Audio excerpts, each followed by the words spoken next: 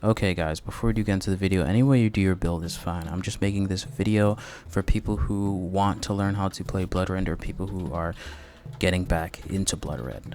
Make sure you do subscribe if you're not already, so you don't miss when I post another guide like this one. Like the video so other people who need this can see it, and comment down below if you have Bloodrend.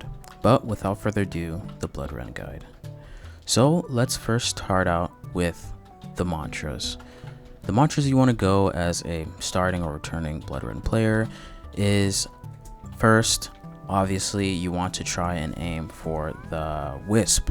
The Wisp will just give you more blood to work with, because when you're using Bloodrend, your character also uses their blood and uses ether at the same time. Now I don't know why they did it that way, maybe to nerf it because of how strong it is, but just getting Blood Wisp overall is great because it will regen portions of your blood so that you'll have more to work with, and you can also increase its durability with AO or Eternal Longstones, just letting you spam or use your abilities more often.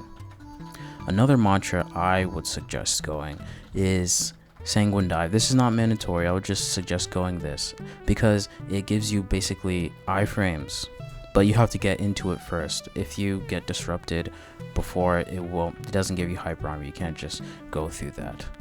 Another mantra is Blood Curdle. Now this is a 3-star mantra. You won't be able to land it all the time, and it's really easy nowadays because everybody uses it, but it is good when it lands. You might want to use this after a block break or after someone just vented if you didn't get hit with the vent, because it does loads of damage.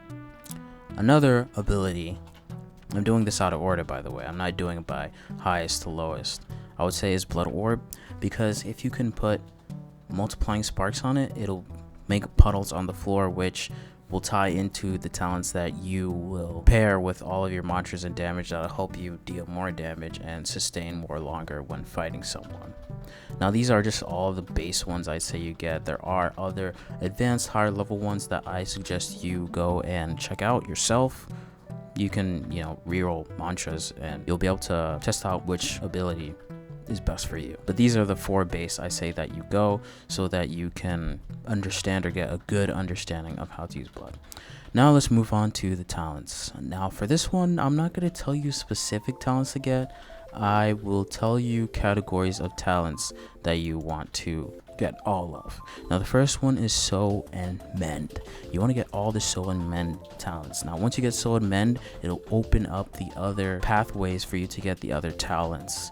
So I'm not going to explain all of them, but you want to look below the Sew and Mend and it'll show that it says Sew and Mend under it for the next talents. Now Sew and Mend itself is a red card, so it's not that hard to miss, but you want to make sure you get the other talents that will not be red cards but will show that it's part of the Sew and Mend path. Now this is just for overall survivability and for more proccing of the status effect of blood, so that you can get more blood poison on an opponent and do more damage. Another talent category I would say to get or strive to get is Septicism or Septimia. I don't know what it's called, but it's really good to get, mainly the Gruesome Harvest and to get the Hemolysis, because it gives you more of that blood poison stat proc. You can get the rest, but I would say get those two, because with the Gruesome Harvest landing Bloodrend mantras on opponents will over 70% blood poison, which it is hard to get if you don't know how to actually make sure the opponent gets hit with your mantras. Will give you slight temporary health, which is really good in any situation. And the Hemolysis is deal 20% more critical damage to opponents with 25% blood poisoning, which is huge, especially with paired with the other things. There are other talents within this category, but I will leave you guys to check those out. I'm just doing service level right here so that, for people returning and for people that are new to this. Now, blood itself can be paired with other things, most notably it's Iron Sing.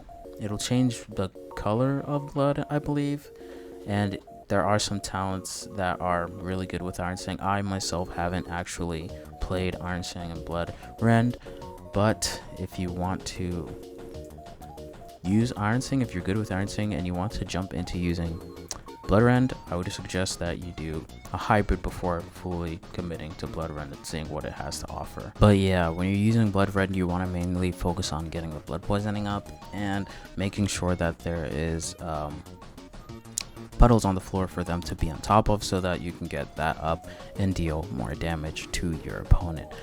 But yeah, that's the Bloodrend guide. If you guys did enjoy this video, make sure you guys do subscribe so you don't miss when I post another guide.